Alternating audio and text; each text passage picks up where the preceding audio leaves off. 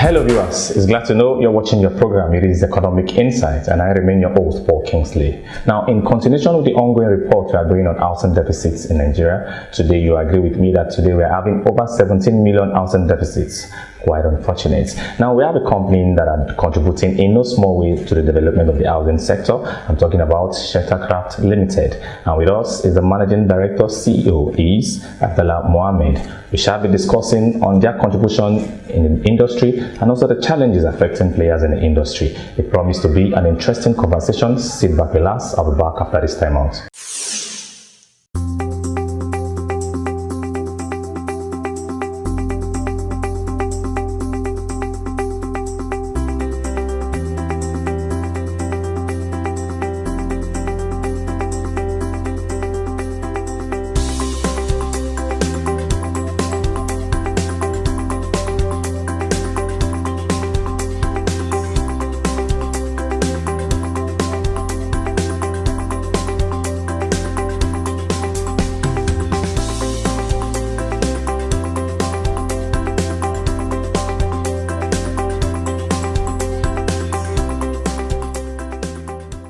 Home ownership is a priority for most Nigerians. However, their accessibility has remained a dream for a significant proportion of the population due to limited sources of suitable financing and limited access to affordable housing. With its commitment to providing affordable and quality homes to Nigerians, Sheltercraft Limited is introducing creativity to housing sector. Abdullah Mohammed is the managing director. Sheltercraft Limited is a real estate development and real estate services company. We are in the business of residential real estate specifically, as our name says. We started as a construction company almost 5 to 6 years ago, but then we started Sheltercraft specifically as a special purpose enterprise just for residential real estate. As you know, as you've said, we have a huge housing deficit in the country, so we are trying to contribute a little to the deficit. Sheltercraft Limited is thriving to become one of the leading players in the housing sector in Nigeria, with the aim of delivering accessible and affordable homes to Nigerians. Well, I have to say, to start with, passion, because we are a team of professionals in the built environment sector. We have architects, engineers, estate surveyors, what have you. Well, as with every business, we have passion and then business. So we are a young team, but we also have older people, because you know the business of construction, there are a lot of you need experience, you need know-how. So we have a team of both young and a bit older people. So our passion is what inspired us to start with is the passion, and then we want to have a legacy in the real estate sector. The company is highly equipped with young dynamic management and technical team to execute any given task in its field of endeavors.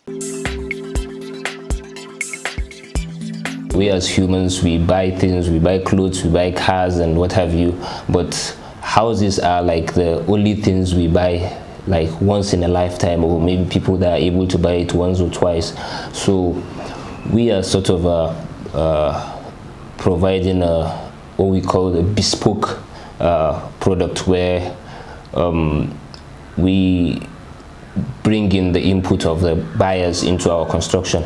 So we have a project presently in Jahi where we have two options. You either buy it from us as completed, or we sell it to you at carcass level, or we sell it to you at carcass level and we take you into the finishing. You choose your tiles, you choose your doors, everything. So I think that's the Jahi project is the project where we feel we have brought in something new, something to the sector which identifies with our company. We at Sheltercraft are building for everybody. So I'd like to say to everybody that's interested in buying a house, any kind of house, 2-bedroom, 3-bedroom, if you are trying to pay in 1 year, 2 years, we have packages for everybody. And on our part, as a young company, as a team of young people, at this moment we are trying to build a legacy. So we are very, very mindful of our quality. So we are welcoming all homeowners to come to us. Let's find solutions to whatever kind of agreement you want. We are open to it. I think I have to start with the bureaucracy in the regulations. I wouldn't say it's a Nigerian factor. It's general. I have a few knowledge of a few other places, but we could do more with making the bureaucracy a bit faster and easier. These little things are what help in making the ease of doing business, where we have businesses springing up. Because when you have you are trying to build a house and then it takes you a month or 2 or even more just to get the approvals, it's really not good for the business environment. Also, the infrastructure. You see a few of the districts, like for example in Abuja, where you see developers pushing in, starting to develop, but then the infrastructure is usually, you see some districts, it takes 3 to 5 years before they finish the infrastructure. So it's really not encouraging for businesses that are trying to provide houses in those districts. Well, I think to start with, we need to be a bit more creative. I think Nigeria is one of very few places where most people usually pay for houses at a time. Our mortgages are really not so favorable to everybody. Maybe the government MDAs, where they have cooperatives, they are usually able to access those funds easily. But then the private sector, which makes up more of the population, they don't have the. It's really not. The processes are not favorable to the people of the private sector.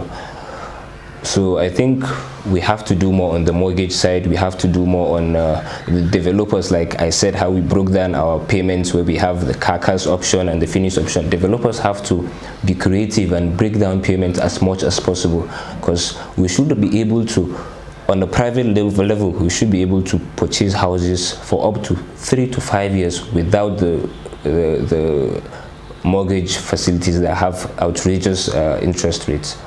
So I think we need to, on our part, the private developers, we need to put in effort, and then the mortgage banks, the Federal Mortgage Bank, have to also do more.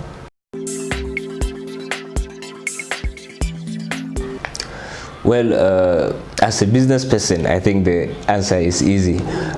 Usually businesses are all for the profit. But to be fair to some developers, I think it's all about the capacity. We are a young company, but I can assure you that in the future to come, we will be going into that. It all comes back to the numbers. It is more profitable for you to build in all these highbrow areas and sell and get your profit on time. Also, the problem with this, you need trust in real estate. So it's easier to deal with people that have a stronger purchasing power when you are dealing with high amount, and you see but when you are going for the lower income, you are always a bit skeptical because of people's ability to default. And then when you look at the numbers, when somebody it's all a business decision, I think. But with capacity, I think a lot more real estate companies will be going into that. It all comes down to the responsibility of government, because if you see even land allocations, they have criteria. There are certain things you have to do. So I think it's very easy, really. If government is allocating a land to you, say 1 or 2 hectares, okay, the same government can allocate a certain MDA to you and say, okay, this cooperative, you go to these developers, this cooperative, you go to these developers. As a developer, if I have say a government agency, a cooperative, where you know that it's 100% certain they have those funds, you can easily move in and start work even without their commitment, because you know if you have an agreement, it's not going to default. But to be fair to some developers, it's the business environment, it's not favorable. So when you look at government just allocates the land to you, a lot of times when you have a big allocation, you have to do the infrastructure. So when you put in all these factors, it's really difficult if you don't have enough off-takers to deliver on time, because most of the time the problem is the timing they do to deliver the projects. In Nigeria today, mortgage financing schemes are still very much at an infancy stage in their adoption. Over the years, lack of efficient and effective mortgage financing has remained a huge albatross on the country. Like I said earlier, we have to be creative. We have to be creative in the sense that at the moment we have maybe MPR is at 11%, most mortgages 15%, 16%. That's almost unrealistic, or it's not fair, so to say. So I think what they can do is the government, especially because the government is the owner of the mortgage bank, the Federal Mortgage Bank. I think the government has to be strategic in the way that the developers, of course developers with certain capacities, they have to be helped, they have to be enabled. For example, we have new districts springing up every day. Government has to be strategic in allocation of those plots, those districts, mass housing, what have you. We have a few companies that have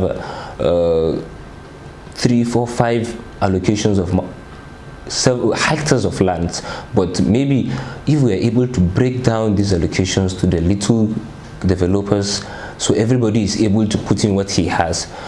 Like you see, the startups, the new developers are not able to access huge lands. They're not able to access land at favorable conditions because the big ones have already taken over everything. So I think the government has to be able to, I don't know what, should I say, a sort of competition, sort of clause that enhances competition in the sector. So apart from the mortgage side of it, you have to try and help the developers so they will reduce their cost, so the buyers would have the houses will be less expensive, and then everybody will be able to access those houses. I am a young Nigerian. I think I'm one of the youngest in the sector at this level. Well, to be honest, Nigeria is not easy. We're in a situation where people have to be creative. We have a lot of educated people, but there's still a high level of unemployment. So people have to be creative. Even if you have graduated but you don't have a job, you still keep on learning one or two things. Like in our sector, we have every other day we have a new software, new something. So if you are a graduate and you're not employed, just keep on pushing, learning something, learn one or two things. That's what I'll say to them.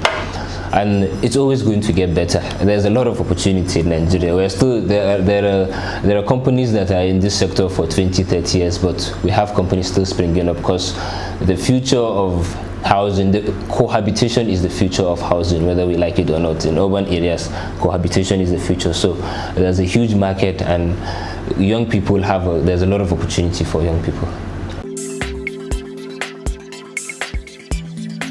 Well, as you know, my name is Abdullah Mohammed. I'm 27 years old.